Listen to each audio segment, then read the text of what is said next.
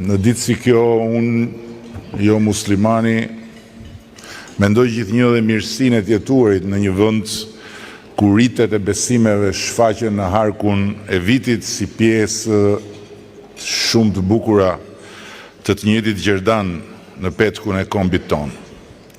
Dhe kam sjellë këtu me vete sonte vargjet që më spari në italisht i patshkruar në 1942 një poeteshe re shqiptare e besimit islam, Jolanda Kodra, e diplomuar për letërsi në Itali dhe që ja kushtonte Shqipnisë.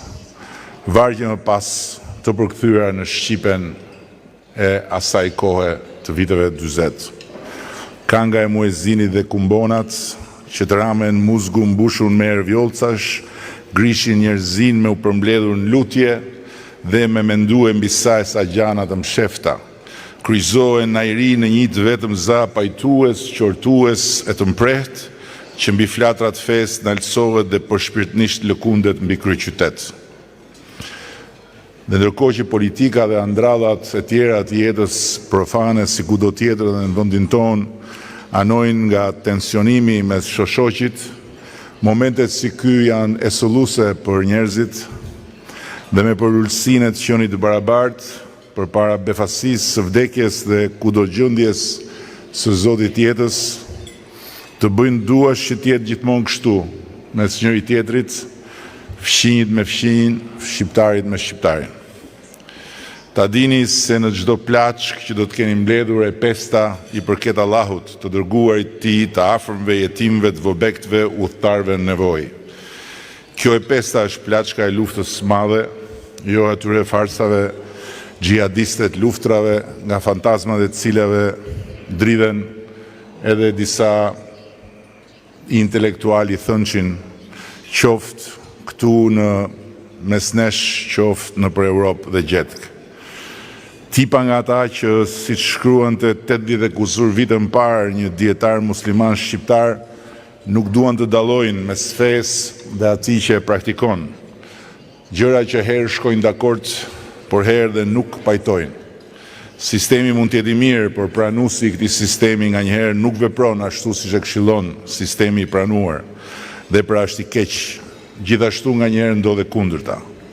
Ndërsa në Europë, pasi Europa është sot e gjithë ditën kryefjala gjithmonë më e rëndësishme e këtij momenti të jetës shqiptare, kur dyert e Bashkimit Evropian janë hapur si një mundësi e artë për ne që të kapërcejmë pragun e tyre, shpesh dëgjojmë që nuk din shtonë për fenë e muslimanëve.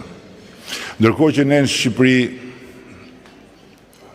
e dim se për çfarë flasim. E pesta është pengu i shpirtit pastër që i detyrohemi fuqisë krijuese dhe jetëdhënëse, është fria që i kushtohet asaj fuqie. Tamam në çastin që përtypim kafshatën e parë të iftarit, pas një dite kushtuar njerëzve, kushtuar familjes, komunitetit dhe atdheut. Për të njëjtën arsye, Bashkimi Evropian ka nevojë sot për shtetet ballkanike dhe popujt e tyre pjesërisht musliman, por ama rrënjësisht dhe tërësisht evropian, po aq sa ne kemi nevojë për Bashkimin Evropian.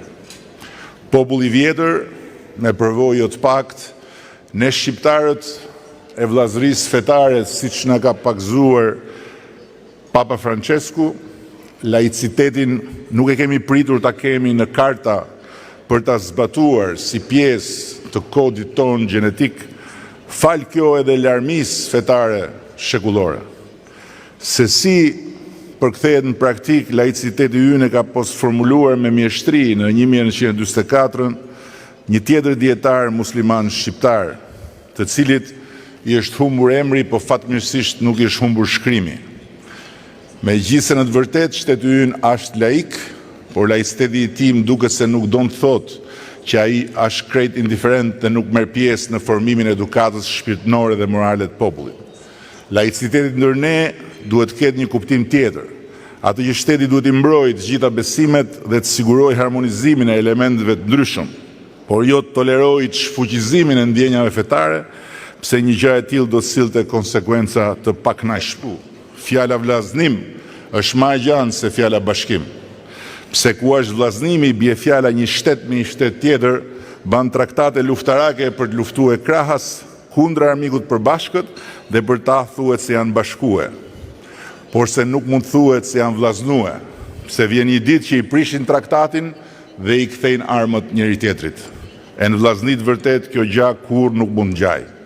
Që këta janë urdhnat e fesë son të naltë dhe krejt dobiprurse që na urdhnojmë me më të mirat, pse më e mira e ka brenda edhe të mirët.